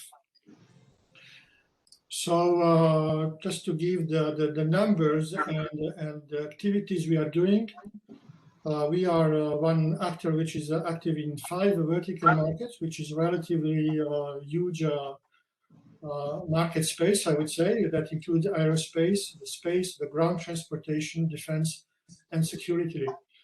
Interesting enough, most of these markets are both military and civil. And hence the duality is something that is at the core of our activities and strategy. Number-wise, the defense accounts for roughly 50% of the revenue. You see, revenue in 2020 were around 17 billion euros. This was a low year because of the pandemic. So the normal numbers are higher, and this will be probably the case for 2021. We are, I would say, a large group, even though they are a much larger group than we are. We have 81,000 people, presence in 68 countries. That means operational presence, laboratory, factories, integration center. We do sell in about 130 countries worldwide. So maybe a little bit more info on what we are doing in defense. Really still at the let's say, keywords level. And security. Some of the security are so close to the MODs that I mentioned that in this chart. So that could include state protection, critical infrastructure protection, critical sites, the critical information system, cloud for defense or similar applications. Cybersecurity of the highest grade, which are demanded by our customers. Connected collaborative combat, which is usually also behind the words C4I and other acronyms. So this is a very huge scope by itself. Communication, command and control systems, but also equipment like radios, control systems, and the networks themselves. Interestingly enough, we have been installed and operate the communication network in Afghanistan for the NATO forces. So in the past weeks and days, we've been quite busy to evacuate everything from there to go back to France. We also have strong activity in services and support. Another kind of bizarre things in a way, we are operating the harbor of Sydney, which is the second larger harbor in the south part of the earth for the military. So this is purely a logistic support. We do protection, mission, and combat systems, then surveillance, detection, intelligence, both again at the system level, as well as at the sensor or electronic warfare equipment. We do spend a lot of effort and are even more investing days after day on the digital part, the big data, the autonomy, the artificial intelligence, and so on. In terms of sensors, we do cover radars, sonars, and different kinds of camera. In terms of milieu, we are in a way addressing all the five: the land, the air, the sea, the space, and the cyberspace. And to make the things a little bit broader, we do that from equipment to the system of systems. So what we are not doing is essentially the weapons. So we bring to our customer the intelligence, the communication, and the way to make decisions. Now, just a small highlight, or maybe in a funny way, to tell you that even without knowing, you probably can meet Thales in your usual life every day. Through our civilian activities, we are kind of leading worldwide for the credit cards. So the majority of the credit cards comes from Thales. We are quite strong on the ground transport ticketing, particularly in the areas of Germany. If you go there, Switzerland, so to name the European place where Thales is very strongly present.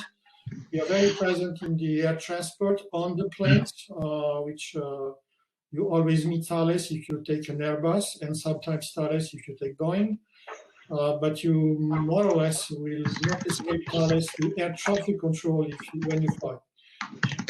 Also, the weather-wise, I mean, we are providing the Meteosat satellites for the weather forecasting. So in a way, that's the indirect way to benefit from our technologies. And I mentioned the infrastructure for the critical system. The picture behind is the Terminal 5 of the JFK airport, which is the last one in the row, where the security in the ecosystem is provided by us. A little bit funnier stuff, so if you go to a movie and see some of the Hollywood blockbuster, there's a chance that the camera has been using the Thales lens. The market name is Ingenieux, which is a high-end lenses for TV and cinema. And there's a lot on the mobile sector, the security of the terminals through the SIM cards or SIM software part or the network itself.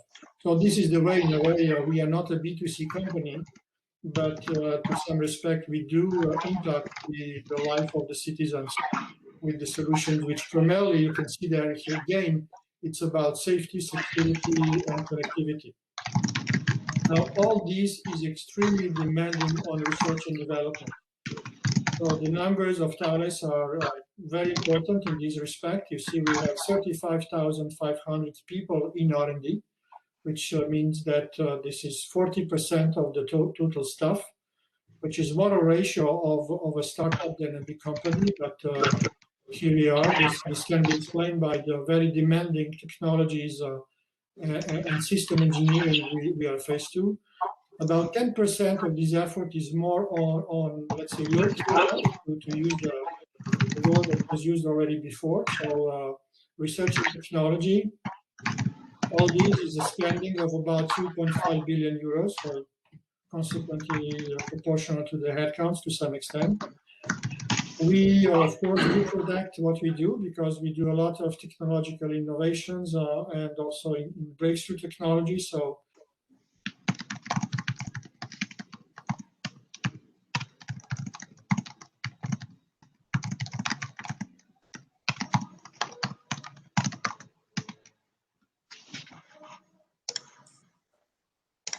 Marco, we seem to have lost you, your voice and enterprise. Now, despite these relatively impressive numbers, we always thought for a very, very long time that there is much more brains outside the company than internal to the company, which means that the open innovation is the motto of the way we do things. And we have been patiently building a network of relations and partnership from the academic laboratories that exist for 30, 40 years already, even more, to other typology of actors, could be enterprise, could be VC funds, could be startup SMEs, independent tech companies or developers, customers, of course, the users, and the supplier. So this is very key because I think the problem we are faced to and the world is faced to need a collaborative approach and partnership. And I would like to emphasize that what I think Denis was mentioning this in the beginning, that this is a consequence of a long path. You are building trust with partners. So sometimes the first step are not very productive, but you need to continue to try because a relationship should not be just an opportunistic partnership for a short time. You need to invest in the future.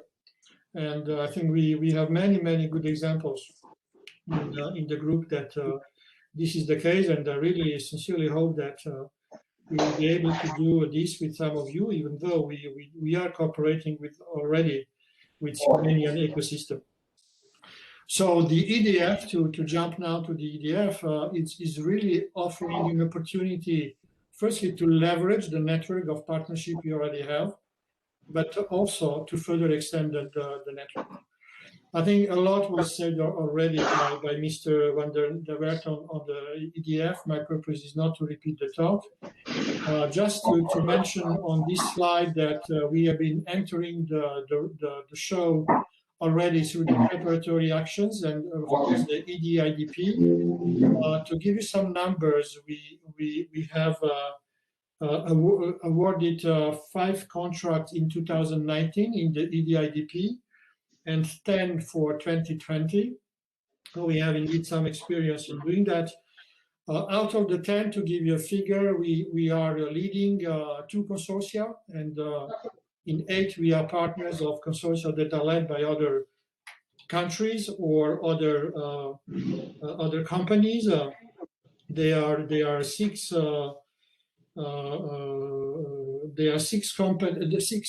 countries that are leading, in addition to France, the 10 EDP project, EDF project we are in 2020, including Lithuania, which is a small country, but like Slovenia, has some really nice technological assets. So they are leader of one of the projects. Now the EDF, as everybody understood, there is every year a call on both the research and development part. The categories are selected out of the 17 and change which are on the left. And I think that for the 2021 call, there have been 15 categories selected and so 23 calls. It was recalled by Mr. van der Welt.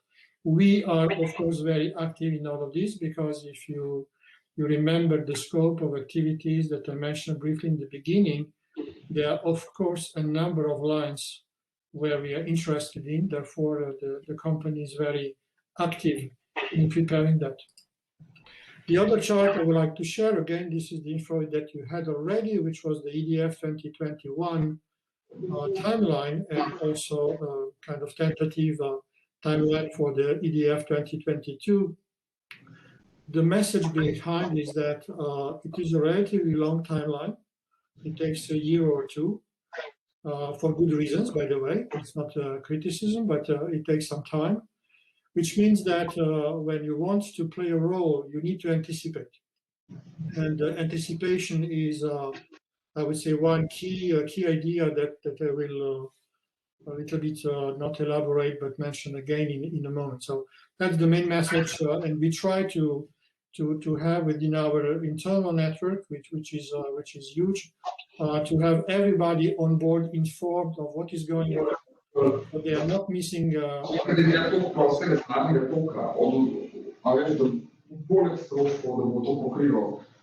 Yes, I think somebody has his mic on. I've muted everyone, but it actually, doesn't seem to work. I was just checking. All participants are muted, so I don't know what is this sound really.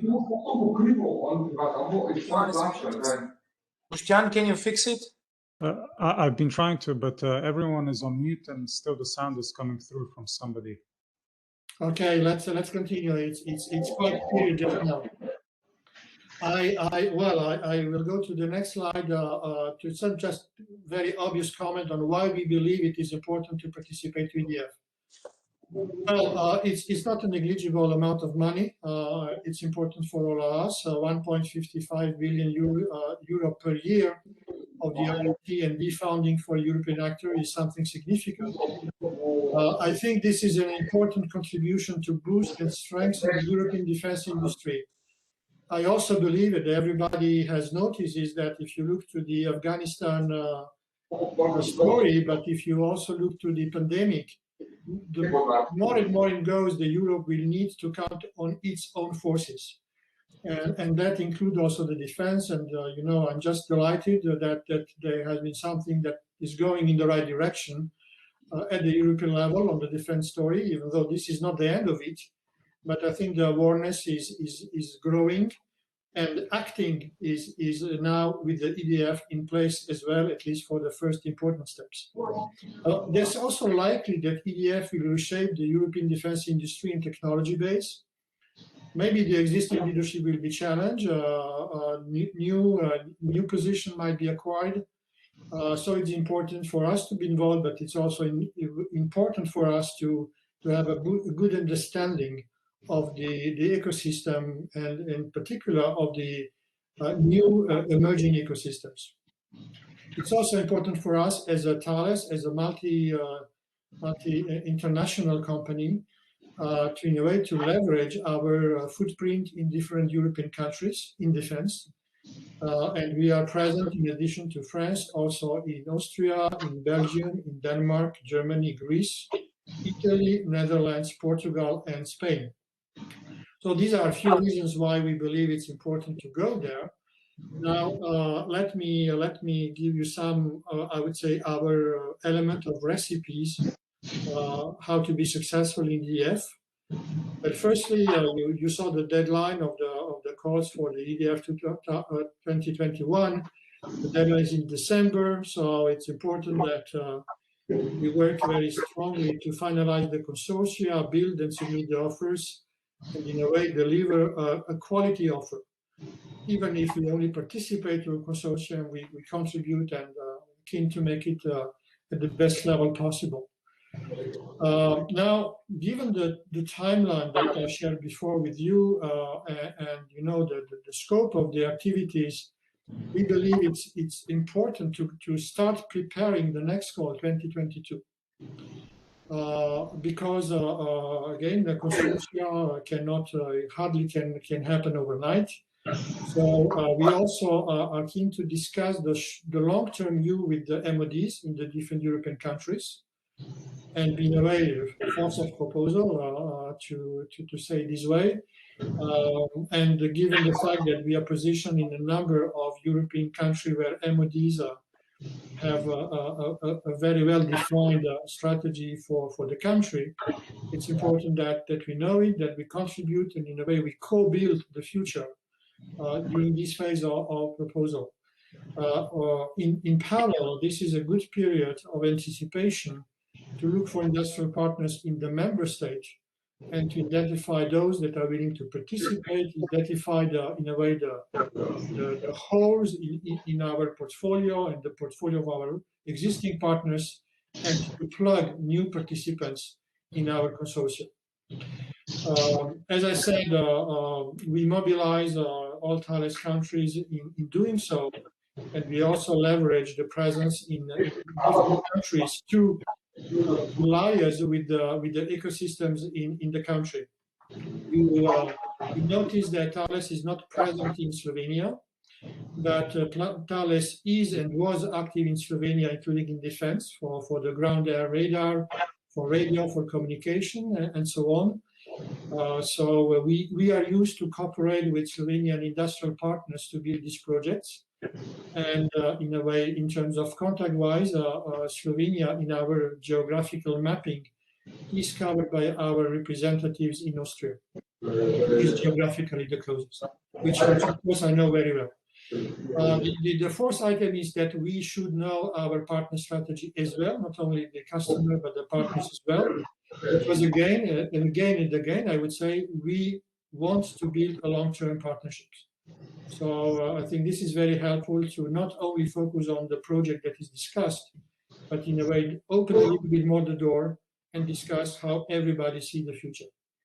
And the last but not the least is building the consortia and try to do so that everybody is adding value to the overall offer.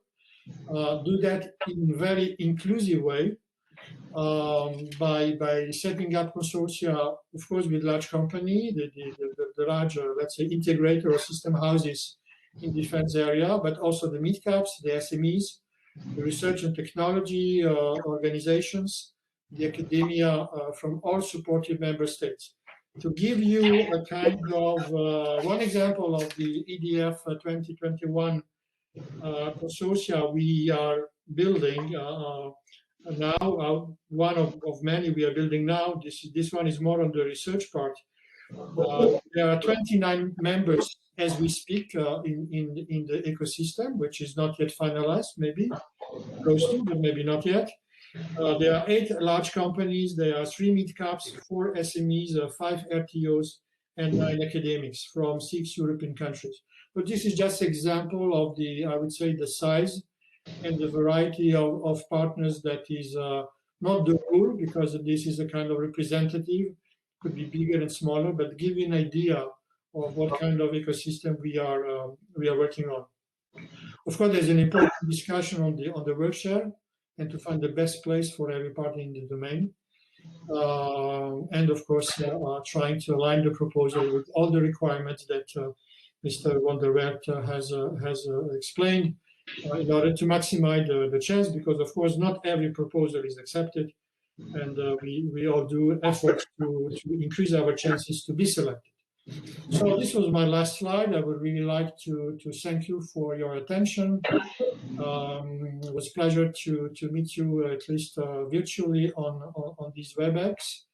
And, well, you can contact me if you want to have your door open and find other contacts in Thales. And as some of you know, I'm born Slovenian, so we can even discuss this in Slovenian. Thank you so much. Hvala lepa.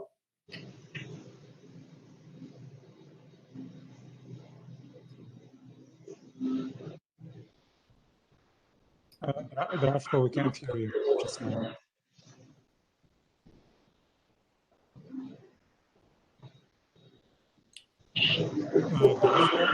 Your mic is on mute. You are on mute, I guess. Yeah, I apologize. So, Dr. Edman, dear Marco, thanks a lot for your presentation. Indeed, Thales is present everywhere. It's also listed on the exchange. So today's price of each share is 87 and something euros per share. So that's one interesting information. The other one is that yearly income of Thales is approximately 1/3 of Slovenian yearly GDP. So of course it's a big multinational company, as you all know. But okay, this is just some interesting data. Do we have any questions for now? These disruptive voices obviously are over. during the presentations a little bit. I don't know what it is because everybody is muted. Who's not speaking? Can we hear this again? I don't know where do they come from. But okay, do we have any questions for any of the last 5 speakers, so to say, in this last panel? We heard some interesting presentations, of course, and all shared some experiences with their defense industry, defense sector. But what is this?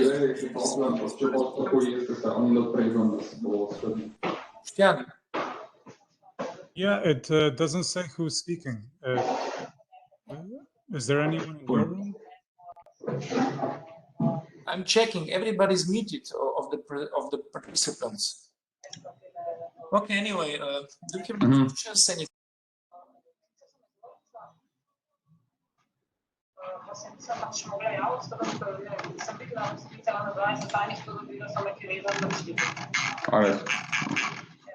We have very good cooperation here. Can help you, and all what we do is with the aim that we have successful calls and successful cooperations, and we do something efficient together. Okay. Any comments, questions, please? You're all welcome.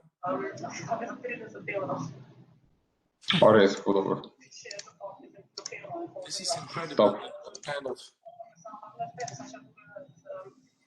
Okay. There are no questions and comments. Martin, I don't have any special question for Thales. We all know quite well Thales, and you also presented very informative. What is your, I would say, general strategy, how active you are? Maybe for the end, I would like to point out that bom zdaj pogledal, jaz sem še na videokonferenci, drugače sem se umaknil stran, sem vprašal, kdaj pride. Who is this? Honestly, no idea. It doesn't say who's speaking. Okay, for all these calls, companies from 3 different countries, basically are covered somehow. After the call, approximately it's 1 year time to get the money if you are successful, of course. We have 15 thematic categories, and we'll have 23 calls in this year. This ethics self-assessment is kind of explained how it functions. You are also invited to recruit yourself as or register yourself as expert, so you might be evaluator of included in that part of the projects. I thank all participants for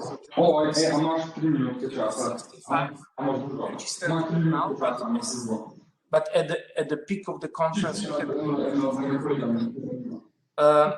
some had to leave,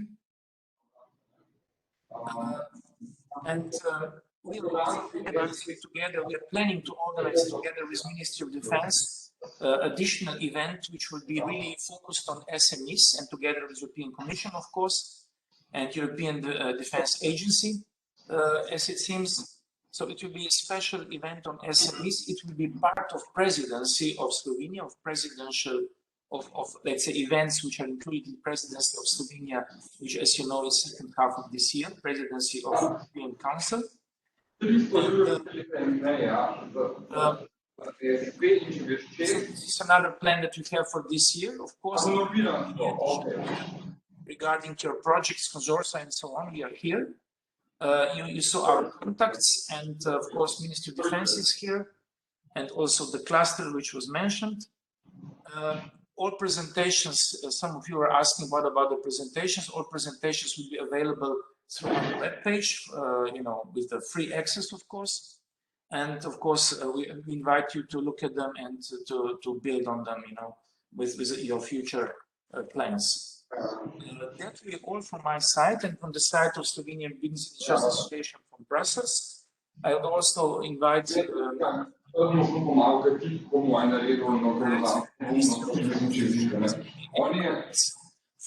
the conclusion of this interesting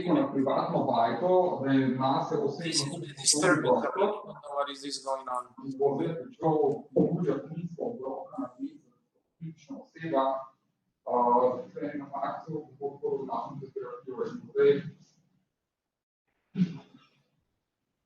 Yeah, Radovan is supposed to be connected here. I don't know who is Radovan, but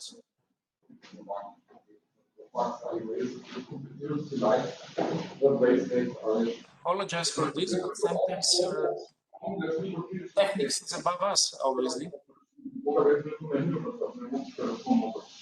Yeah, there's nothing I can do.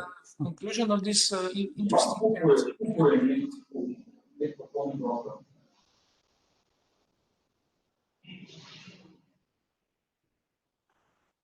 okay, well, obviously we are slowly finishing this, and without this disturbance right now, we don't have any additional questions. I thank you all, really all speakers. Thanks a lot for coming around and having these presentations and sharing with us your valuable experiences. We of course motivate others to participate as well, to contact us so we can help you in building consortia or whatever, connected to the thematics we are talking about. Speakers, thanks again. And of course, all participants. I wish you all good day and see you soon. Yes, thank you. Thank you. Bye. Thank you for organization. Thank you. Bye. Thank you. Bye. Thank you, everyone. Good luck with the call, and thank you for the presentations. And hopefully next time see us in person, and we will be hopefully able to drink that cup of coffee. So bye-bye. Bye. Bye now. Bye.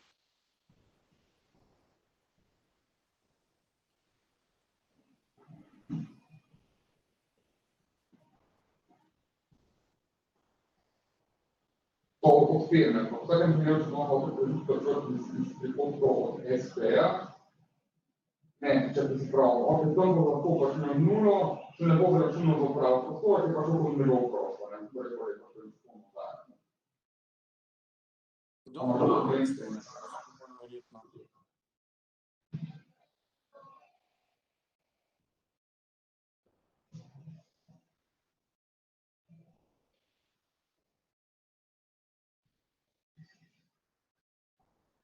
Ja. Kje imamo puste problemi?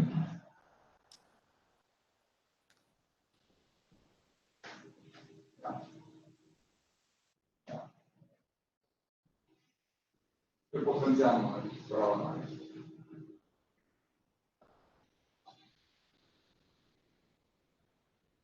Ja. Drugo je pa kako danes še iskreno, da špričuje minimalne prispevke, drugi da je to popolno minimalne.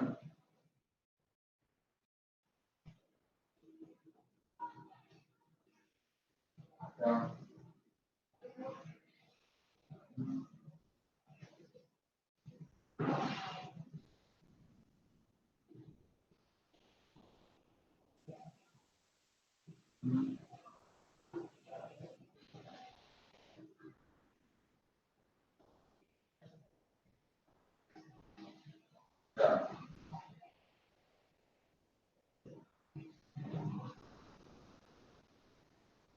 Ja,